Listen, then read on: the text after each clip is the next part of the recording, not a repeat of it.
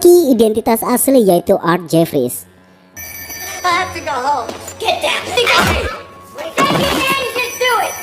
Penyamaran Peter sungguh totalitas. Di sana Peter mencoba berunding dengan Edgar untuk tidak kolot dan menerima tawaran dari para polisi.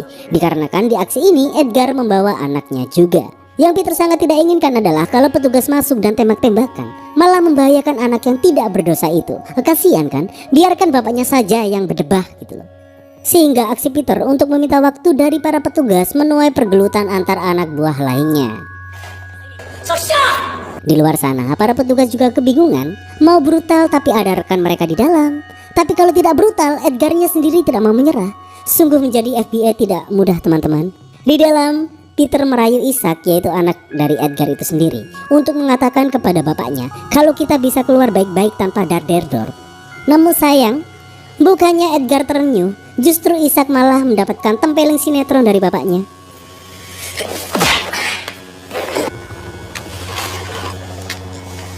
Dan menodong tembak ke arah Peter jikalau dia masih merayu-rayu merpati lagi. Peter di sana tidak menyerah dan ingin terus berusaha. Tapi tiba-tiba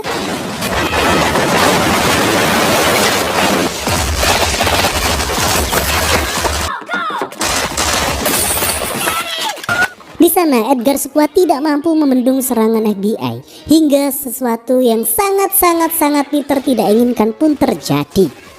Isaac tertembak mati saat penyerangan itu.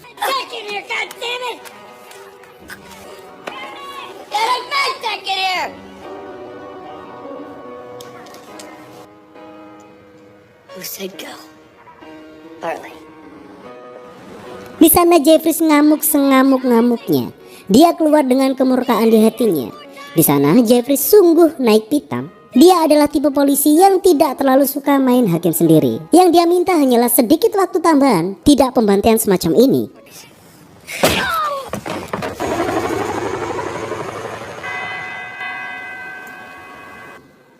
Beberapa hari kemudian, kita dibawa ke sebuah pusat penelitian neuropsikiatri di kota Chicago. Itu adalah sebuah sekolah untuk anak-anak yang memiliki kebutuhan khusus. Di sana kita diperkenalkan dengan anak yang bernama Simon, salah satu anak autis yang juga introvert. Salah satu guru di sana memberikannya sebuah hadiah buku teka-teki yang sangat disukainya. Namun dengan syarat, Simon harus mau bergabung belajar bersama dengan yang lain. Good morning, Simon. Good morning, teacher.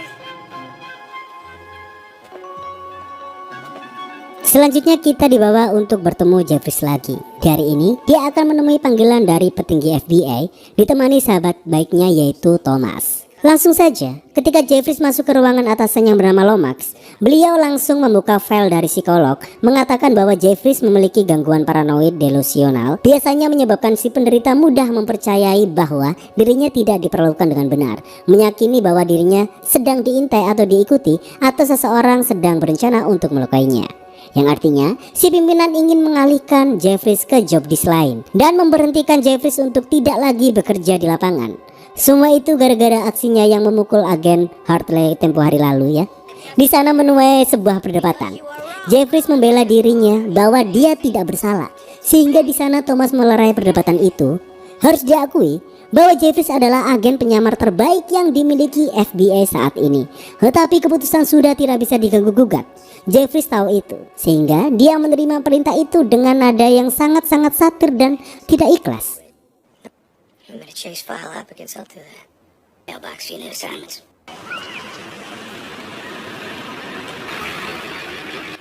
Kita dibawa lagi ke anak yang bernama Simon. Di hari itu, dia telah selesai bersekolah. Dia pulang ke rumahnya. Di sana sudah ada sang mama yang menyambutnya.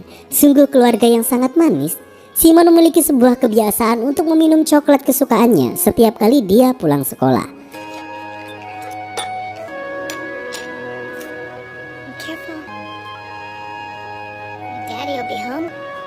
Setelah itu, dia masuk ke dalam kamarnya dan membuka buku hadiah dari gurunya tadi. Sebuah buku teka-teki yang sangat disukai oleh Simon. Nampak di sana Simon sungguh sangat gege. Dia menyelesaikan teka-teki itu tanpa kesulitan sama sekali. Hingga dia sampai di sebuah halaman di mana ada sebuah teka-teki yang berisikan kumpulan barisan huruf dan angka-angka semacam kode. Wah, kode apa itu? Kok kayak wanita kode-kode segala? Dilihatnya dengan sesama dan dalam tempo yang sesingkat-singkatnya. Hingga Simon tengah menekan sebuah alamat nomor telepon, yang dimana nomor itu tersambung dan menuju ke sebuah badan pusat teka-teki, yang dimana artinya Simon telah berhasil memecahkan teka-teki itu, yang dimana sang admin kita, sebut saja dia Leo, sungguh sangat terkejut dan panik bahwa teka-tekinya telah dipecahkan oleh seseorang. Simon yang ada di balik telepon itu hanya mengatakan kalimat "kau adalah orang asing", sebuah kalimat yang sudah dilatih oleh orang tuanya ketika Simon berinteraksi dengan orang yang tidak dikenal gitu ya. Leo dengan gopoh kepoyo-poyo dia bertanya bagaimana bisa Simon mendapatkan nomor telepon ini. Simon menjawab bahwa nomor ini ia dapat dari buku teka-teki 99. Belum sempat sang Leo ingin bertanya lebih lanjut, sang mama pun menyuruh Simon untuk tidak bermain telepon malam-malam. Ini adalah kepanikan yang serius. Ternyata ini bukanlah kantor pusat teka-teki, melainkan sebuah departemen keamanan jaringan komunikasi negara yang tengah membangun sebuah lompatan kuantum dalam keamanan antar sekutu Amerika dalam melakukan sebuah komunikasi, entah itu untuk perang, entah itu untuk bisnis, entah itu untuk aksi mata-mata dan sebagainya, yang diberi nama yaitu program Mercury yang sudah beroperasi di hampir semua pusat komunikasi yang Amerika Serikat jalankan. Leo yang panik pun memanggil rekannya yang bernama Dan dan memberitahu bahwa ada yang bisa memecahkan kode Mercury yang sangat perkasa itu. Leo menunjukkan rekaman panggilannya tadi. Di sana Dan membaca situasi bahwa itu adalah suara dari anak kecil. Awalnya Leo mencoba untuk tenang. Siapa tahu itu hanya keisengan belaka gitu ya. Dan anak itu hanya menekan tombol acak sehingga bisa tersambung ke sini gitu. Namun di sana Dan tidak semudah itu untuk percaya dengan fenomena acak. Mercury adalah kode teraman yang pernah dibuat oleh sebuah negara, dan sekarang ada yang bisa memecahkan kode itu. Di sana kedua orang itu berdebat dan akhirnya mereka memutuskan untuk melaporkan masalah ini ke atasan. Langsung saja kita dibawa terbang ke kantor kedutaan besar Amerika Serikat yang ada di Bangkok, Thailand. Di hari itu telah terkirim sebuah pesan penting untuk Letnan Kolonel Kudro. Ini tampangnya. Di hari itu beliau tengah melakukan meeting dengan para negara sekutu. Sebuah meeting yang membahas tentang superiornya sebuah kode yang bernama Mercury ini. Tetapi di hari itu juga dia mendapatkan sebuah pesan bahwa Mercury telah roboh. Di sanalah Kudro tercengang dan begitu sangat tidak percaya.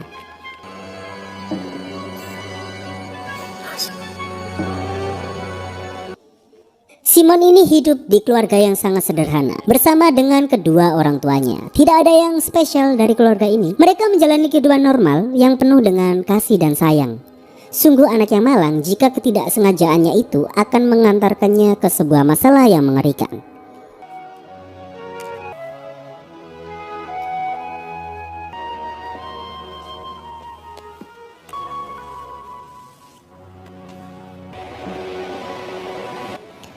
Di hari itu Kudro langsung terbang untuk kembali ke kantornya dan ingin menerima penjelasan atas masalah ini semua. Di sana Kudro memanggil Leo dan juga Dan yang bertanggung jawab atas masalah ini. Di sana Kudro sungguh sangat marah. Kenapa? Kode Mercury ada di buku teka-teki. Di sana Leo menjelaskan bahwa sebelum Mercury ini beroperasi, mereka berupaya untuk melakukan sebuah protokol validasi standar gitu ya. Mereka melakukan sebuah pengetesan. Yang pertama adalah melakukan sebuah tes serangan dari program komputer Supercry yang bermesin Velociraptor yang ditugaskan untuk mengganggu program Mercury selama 24 jam sehari.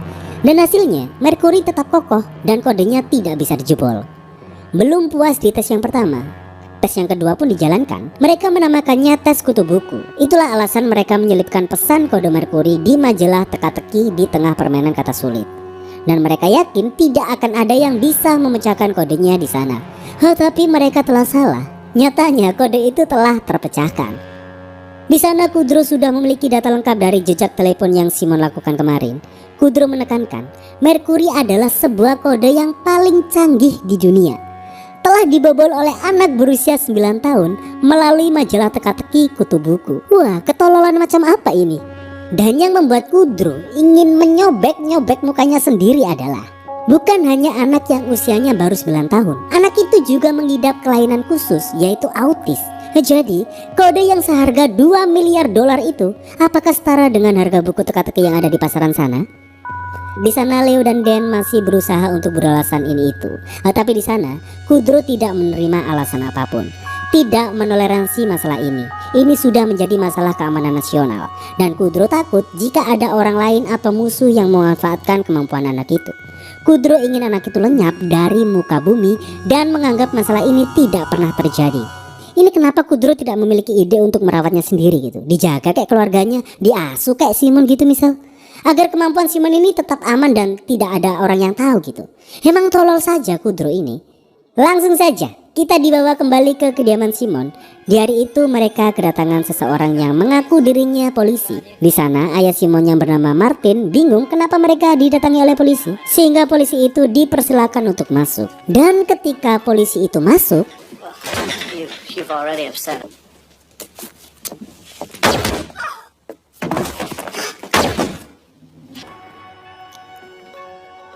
Simon mendengar suara tembakan di rumahnya. Dan ketika si pembunuh itu menuju kamar Simon untuk melasang ayah di dalam sekaratnya, dia berusaha menelpon 911, yang membuat si pembunuh itu tidak punya banyak waktu lagi. Dan ketika dia kembali menuju ke atas, Simon sudah tidak ada di kamar. Pembunuh itu tidak banyak waktu, sedangkan sirena polisi sudah terdengar untuk menuju ke sini, sehingga pembunuh itu memutuskan untuk pergi dan menciptakan sebuah alibi kejadian agar jejaknya hilang.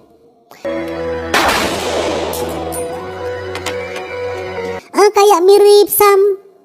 Langsung saja pasca kejadian itu, Jeffries mendapatkan sebuah telepon dari Tommy yang memberitahu telah terjadi sebuah kasus pembunuhan dan juga hilangnya seorang anak di salah satu rumah di kota Chicago. Jeffries pun langsung memeriksa ke TKP. Di sana Jeffries bertemu dengan rekannya yaitu Jack. Dan seperti yang kita duga bahwa polisi akan membaca kasus ini sebagai kasus pembunuhan sepihak atau bunuh diri dalam satu keluarga yang dilakukan oleh Martin sendiri. Polisi membaca mungkin saja Martin menyerah karena sudah lelah untuk menghidupi keluarganya gitu ya. Dan ditambah lagi anaknya yang autis gitu. Di sana Jeffries menolak alibi itu. Mana mungkin orang miskin seperti mereka mampu memiliki pistol seharga $1.500. Lalu Jeffries pun beranjak untuk memeriksa lantai atas dan masuk ke kamar Simon. Di dalam kamar, ketika Jeffries memencet tombol handphonenya, ada suara gumaman lirih yang mengikuti jeda suara tombol handphonenya yang ada di tangan Jeffries. Dan ternyata ketika dipastikan lagi, suara itu berasal dari dalam dan Jeffries menemukan sebuah laci rahasia di balik lemari itu. Dan di sanalah Simon bersembunyi. Jeffries di sana sungguh terenyuh dengan tragedi ini. Dia berusaha menenangkan Simon yang sangat ketakutan. Jeffries berusaha mengeluarkan Simon yang meronta-ronta tidak karuan. Simon belum sadar atau bahkan dia tidak akan pernah mengerti sebuah tragedi ini, di mana ayah dan ibunya telah dibunuh oleh seseorang. Sehingga Jeffries menyuruh Jack untuk menelpon ambulan dan Jeffries ingin anak ini segera dilindungi. Di dalam ambulan tidak ada hentinya Simon ketakutan dan meronta-ronta. Jeffries di sana meminta petugas untuk tidak mengenalinya dan mematikan siren ambulan agar Simon mudah untuk ditenangkan. Jeffries berusaha menenangkan Simon dengan gambar-gambar yang selalu dia bawa. Tapi pada akhirnya usaha itu tetap gagal dan sesampainya di rumah sakit Simon disuntik dengan obat penenang. Jeffries di sana bertanya kepada si perawat apakah Simon akan baik-baik saja jika disuntik seperti itu. Di sana sang perawat mengatakan bahwa Simon adalah anak autis. Bukannya dia tidak tahu, sebaliknya dia bisa menyerap kejadian ini semua. Makanya dia sangat takut dan juga bingung, tapi tidak bisa mengartikan ini semua. Yang artinya Jeffries tidak akan bisa mencari informasi apapun tentang kejadian ini melalui Simon. Di rumah tidak ada hentinya Jeffries gelisah, seolah dia kembali diingatkan kejadian lampau di mana dia gagal melindungi anak dari Edgar. Pikirannya kalau dia keluar untuk mencari hiburan, tapi tetap saja dia tidak bisa mengalihkan perhatiannya. Hingga akhirnya dia memutuskan untuk mengunjungi Simon ke rumah sakit. Namun sesampainya di sana, Jeffries bingung kenapa tidak ada satupun polisi di sana. Ketika dia bertanya kepada resepsionis, Jeffries mendapatkan jawaban bahwa polisi baru saja dipulangkan 30 menit yang lalu. Entah siapa yang memberi komando polisi-polisi itu. Dan yang lebih membuat Jeffries yakin kalau ini tidak dalam keadaan baik-baik saja adalah resepsionis mengatakan bahwa Simon dipindahkan ke lantai 2 ruang rawat anak-anak itu ya, atas permintaan orang tuanya. Langsung saja tanpa babi ibu, Jeffries bergegas menuju lantai atas. Di sana dia sungguh panik dengan keadaan ini, hingga tiba-tiba ada seseorang yang memakai baju dokter dan mengatakan bahwa Simon dipindahkan lagi ke ruang rawat lain karena mengalami luka di kepala gitu. Dan ternyata orang itu adalah si pembunuh bayaran tadi siang. Sebenarnya si pembunuh itu juga tidak tahu keberadaan Simon, karena sebenarnya Simon telah bersembunyi. Tujuan pembunuh itu berbohong hanyalah untuk membuat Jeffries semakin menjauh dari lantai ini. Nah, siapakah yang akan menemukan Simon terlebih dahulu?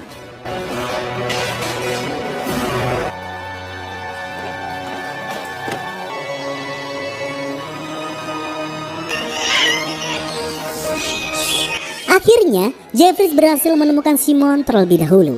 Cukup sulit untuk mengamankan Simon. Di lain sisi, Jeffries harus melawan pembunuh itu hingga mereka sampai lift. Dan sayang, si pembunuh itu berhasil menyusul. 7, 4, 2, 1. Saling kejar-kejaran pun kembali dimulai. Kali ini mereka benar-benar saling adu tembak. Meskipun belum ada yang bisa saling mengalahkan, Jeffries berhasil membawa Simon pergi menghindar dari si pembunuh. Di sana, Jeffries nampak masih kesulitan untuk menenangkan Simon hingga sesuatu terjadi.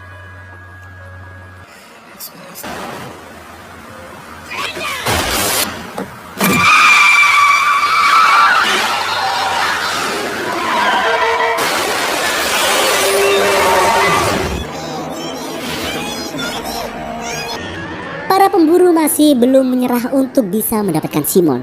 Di sana keadaan sungguh kacau, sehingga Jeffries mau tidak mau harus melanjutkan pelarian.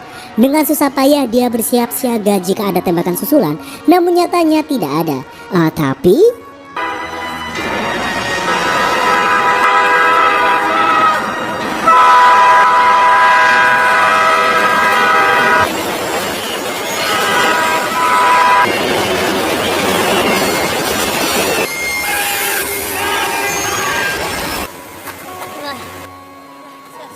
hampir saja mereka berpulang ke Tuhan Yang Maha Esa. Setelah itu mereka melanjutkan perjalanan dengan menaiki kereta. Namun sayang, perjuangan masih belum selesai. Bahwa ada satu pria suruhan lainnya yang kali ini akan memburu Simon dan akan menghabisi Jeffries. Di dalam sana, Jeffries masih belum menyadari mara bahaya yang sebentar lagi akan datang. Di sana, dia masih sibuk untuk mencari cara agar Simon menganggapnya sebagai seorang teman, guna memudahkan dia jikalau ada aksi-aksi lagi. Tapi tetap saja gagal. Hingga instingnya pun kembali muncul. Jeffries tahu bahwa ada sesuatu yang datang. Dan benar saja, si pemburu tidak melihat Simon dan juga Jeffries di tempat duduknya tadi. Hingga pertarungan pun tidak terelakkan.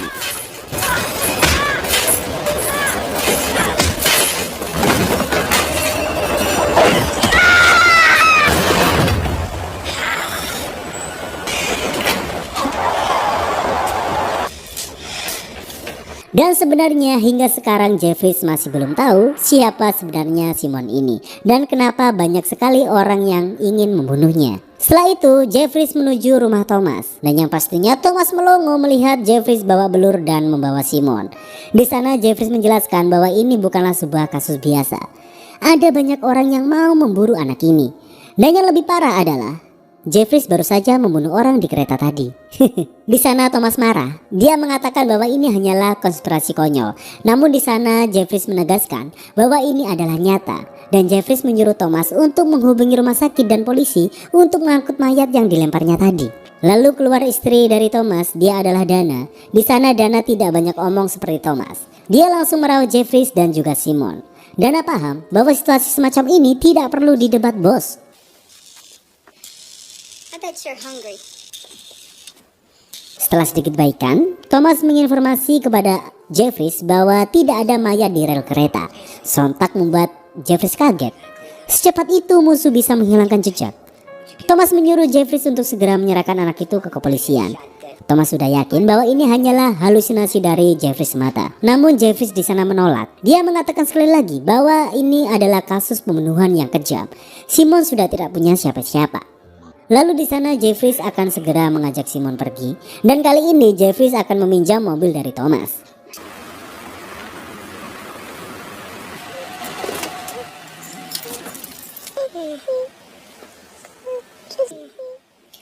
Jeffries mencari tempat yang aman untuk rehat sejenak. Di sana Simon menangis.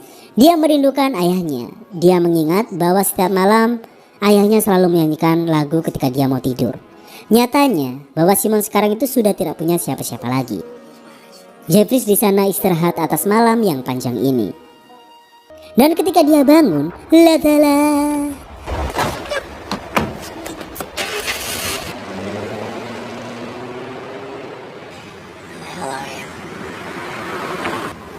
Dengan overthinking yang maksimal, Jeffries menyusuri jalan untuk mencari Simon. Di hari itu juga dia membuang obat-obat penenangnya. Apakah ini akan menjadi lebih baik?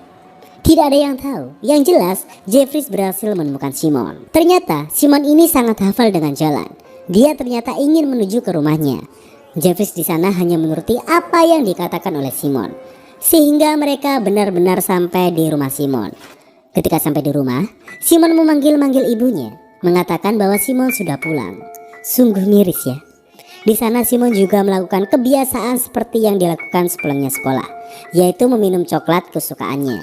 Di sana Jeffries membantu sebisa dia. Setelah itu, lanjut Simon menuju ke meja belajarnya, dan sekali lagi dia melakukan apapun yang sudah menjadi kebiasaannya sehari-hari. Dia membuka lagi halaman kode Mercury yang pernah dia baca.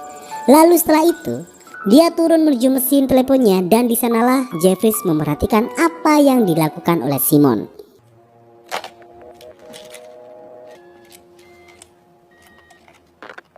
Sekali lagi di tempat yang sama, Leo dan juga Dan mendapati telepon masuk dari kode teka-teki Mercury. Simon masih mengatakan kata-kata yang sama. Langsung dengan cepat, Leo melacak lokasi dari telepon itu. Di sana, Dan mencoba untuk berkomunikasi dengan Simon. Lalu telepon itu diambil alih oleh Jeffries dan mengenalkan profilnya sebagai seorang FBI. Di sana, Jeffries meminta penjelasan siapakah di balik telepon ini. Di sana, Leo panik. Dan memberi komunikasi alternatif. Besok dia akan mengirim sebuah email ke alamat surel untuk Jeffries dan menegaskan Jeffries jangan pernah menelpon ke nomor ini lagi. Lanjut, Jeffries dan Simon tidak bisa lama-lama di sini. Di depan sana ada tetangga yang memanggil polisi karena curiga ada orang yang masuk ke rumah ini. Sedangkan di lain tempat, Dan sudah yakin atas langkah yang dia buat. Di sana, Leo berusaha mencegah Dan. Namun Dan tahu bahwa ini menyangkut nyawa anak kecil. Dan harus bertindak. Dan jikalau Dan tidak selamat nantinya, ya setidaknya Leo tahu siapa pembunuhnya gitu ya. Dan Leo harus melanjutkan apa yang sudah dilakukan oleh Dan. Dan sebuah komunikasi pun telah dikirim oleh Dan. Besoknya Jeffries langsung ke perpustakaan mengecek email yang dijanjikan. Dan benar adanya, dia mendapati email yang berisi kode Mercury. Di sana Jeffries meminta bantuan Simon untuk membacakannya. Di kode itu tertulis sebuah kalimat, hari ini jam 12 di gedung Wrigley.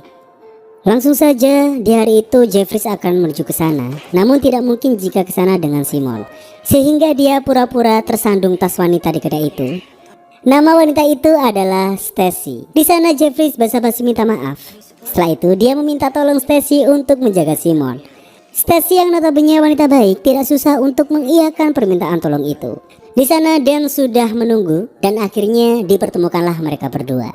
Di sana Jeffries baru tahu bahwa mereka semua ini adalah dari NSA. Dan menjelaskan bahwa pemerintah telah memberi mandat keamanan nasional membuat sebuah kode baru untuk melindungi informan mata-mata dari Amerika di pemerintahan asing. NSA terus mengembangkan kode super dengan biaya yang sangat tinggi yang diberi nama oleh mereka yaitu Mercury. Namun sekarang pertahanan kode super itu telah dipecahkan oleh anak 9 tahun. Dan menegaskan bukan hanya dipecahkan, tapi Simon bisa membacanya, bahkan bisa membuatnya. Karena itulah nyawa Simon dalam bahaya. NSA akan membunuh Simon guna untuk melindungi kodenya. Dan pun mengatakan bosnya mungkin saja sedikit menyimpang. Dan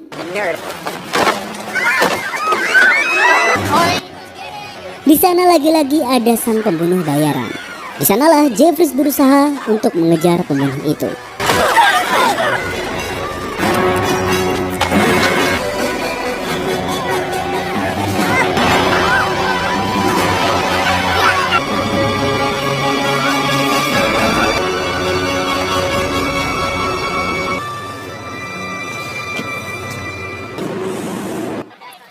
Namun sayang, pembunuh itu berhasil melarikan diri. Ketika Jeffries kembali, dia tahu ada CCTV di depan lokasi penembakan Dan tadi. Ini bisa menjadi modal bagi Jeffries untuk menginvestigasi lebih lanjut. Dia pun dengan titel FBI tidak sulit untuk mendapatkan kaset rekaman CCTV itu. Can I help you? I hope so.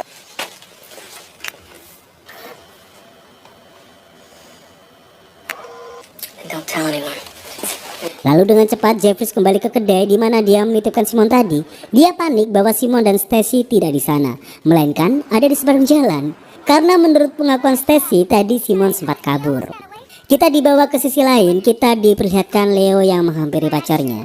Di hari ini Leo tahu bahwa Dan telah ditembak mati oleh seseorang. Dan pernah berpesan jika dia mati, Leo harus meneruskan tugasnya. Kini Leo tidak tahu harus bagaimana. Menggunakan alat komunikasi hanya akan mudah terdeteksi dan dia akan terbunuh seperti Dan.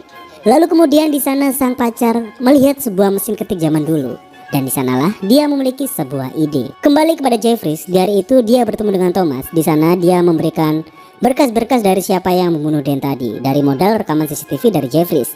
Thomas berhasil menemukan identitas pembunuh bayaran itu. Namanya adalah Peter Barrel, seorang mantan pasukan khusus. Dan dialah orang yang juga membunuh kedua orang tua Simon. Sayangnya orang itu tidak bisa ditangkap karena secara profil dia sudah mati. Peter tercatat tewas di Beirut tahun 1982. Kali ini Thomas benar-benar percaya bahwa semua ini bukanlah paranoid Jeffries semata. Thomas mengatakan ini sebuah ironi karena FBI tidak bisa melawan NSA. Namun di sana Jeffries mengatakan bahwa dia akan mengurusnya sendiri karena terlalu beresiko jika Thomas ikut campur, karena ada anak dan juga istrinya yang bisa saja menjadi incaran. Kembali ke Leo, yang di malam itu dia tengah menulis sebuah surat yang akan dia berikan kepada Jeffries. Namun tiba-tiba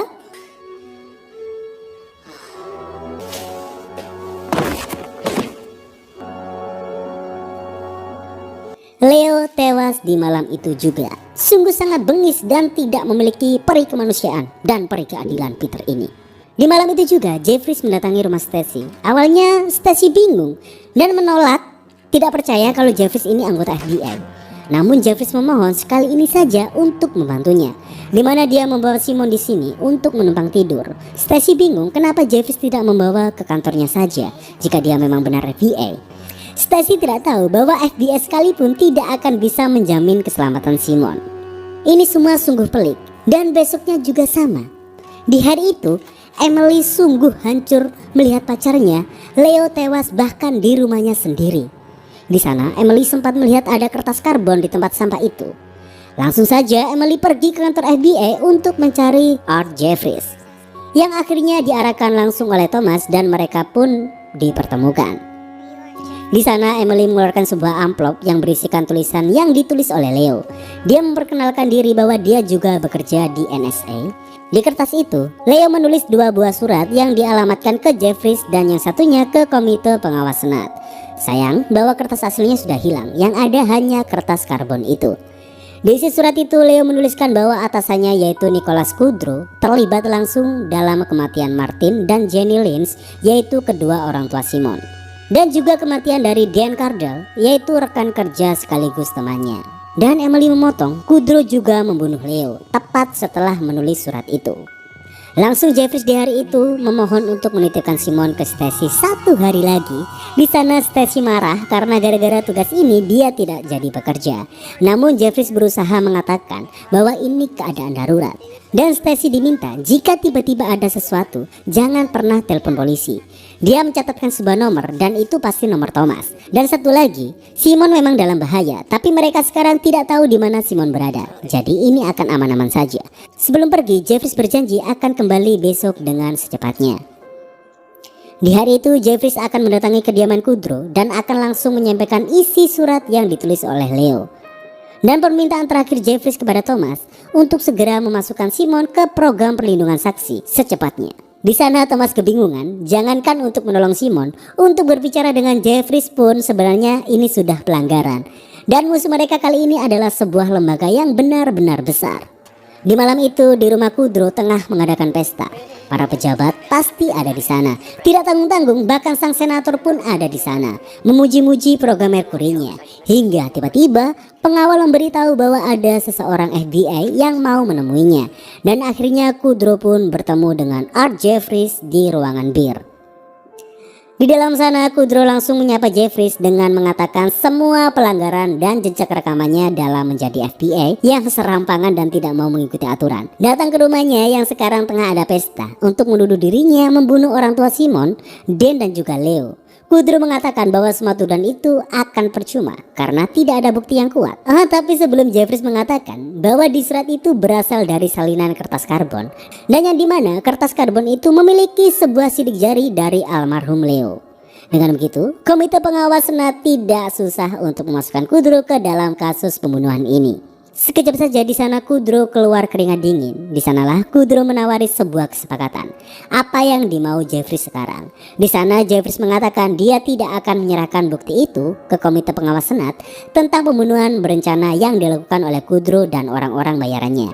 Asalkan Kudro berani menjamin keselamatan Simon, dan entah itu dari Kudro atau atasannya atau bahkan Presiden Amerika Serikat sekalipun harus membuat sebuah konferensi pers di media nasional mengatakan bahwa Mercury, sebuah kode mahal dan tak terpecahkan milik Kudro itu, telah dipecahkan anak autis berusia 9 tahun. Lalu Kudro akan bisa mendapatkan kertas karbon yang asli dari Jeffries. Itu bukan sebuah kesepakatan sih, itu lebih ke menantang perang, bos. Jelas di sana Kudro menolak mentah-mentah tawaran itu. Seharusnya di sini FBI dan NSA harus bekerja sama, bukan membelot semacam ini. Bayangkan jika kode Mercury ini bisa dipecahkan dan dibongkar, akan membahayakan puluhan mata-mata negara Amerika yang tengah melakukan tugasnya di luar negara sana. Simon hanyalah sebuah kesalahan alam yang patut untuk dimusnahkan. Kudro terus nyerocos dan tiba-tiba Man who has not seen his family. tendangan itu untuk orang tua Simon. Lanjut di tengah malam, Thomas mendapatkan telepon dari Jeffries membahas tentang perlindungan saksinya dari Simon. Di sana Thomas mengatakan bahwa semuanya sudah beres dan besok malam mereka akan menemui Asmarsal dengan helikopter. Namun sayang, semua percakapan mereka berdua telah disadap oleh Kudro yang ditemani pembunuh bayarannya yaitu Peter Barrel. Dan di sanalah Kudro berencana untuk menangkap Simon sebelum dia naik helikopter. Kita kembali di mana Simon berada. Tiba-tiba di siang hari itu Stacy mendapatkan sebuah telepon. Namun tidak ada suara di balik telepon itu. Lalu tidak lama kemudian Jeffries datang dan sungguh panik mendapati mereka tidak ada di rumah. Lalu Jeffries menelpon Thomas, mengatakan bahwa Stacy dan Simon tidak ada. Di sana Thomas menenangkan bahwa mereka berdua sudah berada di tempat aman. Bahkan Stacy sendiri yang menemuinya. Hingga di tengah telepon itu Thomas mendapati panggilan dari atasannya yaitu Lomax. Dan ketika Thomas ke sana, sungguh sangat terkejut bahwa ada Kudro di ruangan itu. Ternyata di sana Thomas disidang atas pemalsuan dokumennya ke kantor jaksa untuk mendapatkan perlindungan saksi dengan alasan palsu. Di sana Thomas berusaha menjelaskan Lomax bahwa jangan percaya dengan Kudro. Dia adalah orang yang berbahaya. Tapi yang namanya bawahan di mana-mana pasti kalah dengan atasan. Di sana Kudro membalikkan sebuah fakta di mana dia akan mengamankan Simon dari penculikan Jeffries. Dan mulai sekarang FBI tidak boleh ikut campur atas penanganan ini.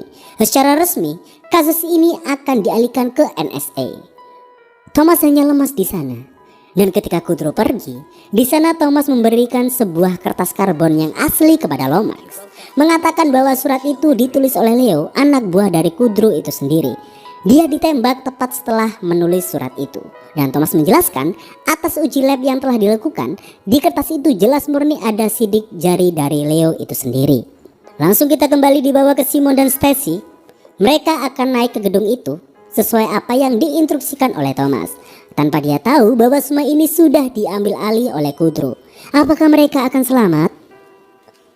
Benar saja, di sana sudah ada Kudro yang menjamu mereka berdua. Dia mengaku bahwa dia adalah Asmarsal, bagian program perlindungan saksi. Tanpa rasa curiga sedikit pun, Stacy mengantarkan Simon untuk menuju ke helikopter. Dan ternyata Lomax sudah tahu semuanya.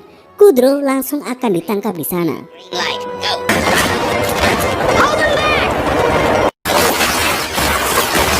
Dan Peter dengan keperkasaannya, dia menghadang beberapa FBI hanya dengan seorang diri saja.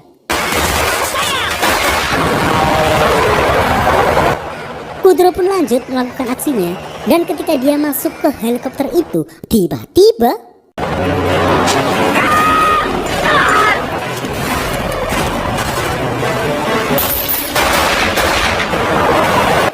disinilah pertarungan Jeffries dan Kudro dimulai.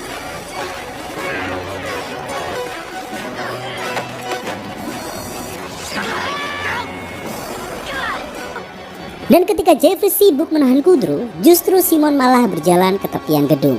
Di sanalah Simon mengambil pistol dari Kudro tadi dan membantu Jeffries. Di sisi lain, Peter terpojok melawan FBI dan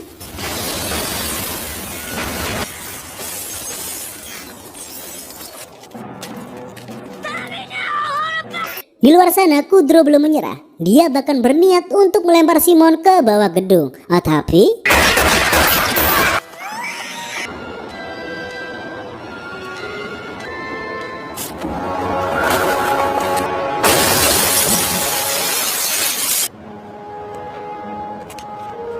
Di ujung cerita, akhirnya Jeffries berhasil melindungi Simon dari tragedi ini. Kudrow bersama dengan antek-anteknya telah menerima balasan dari perbuatan mereka.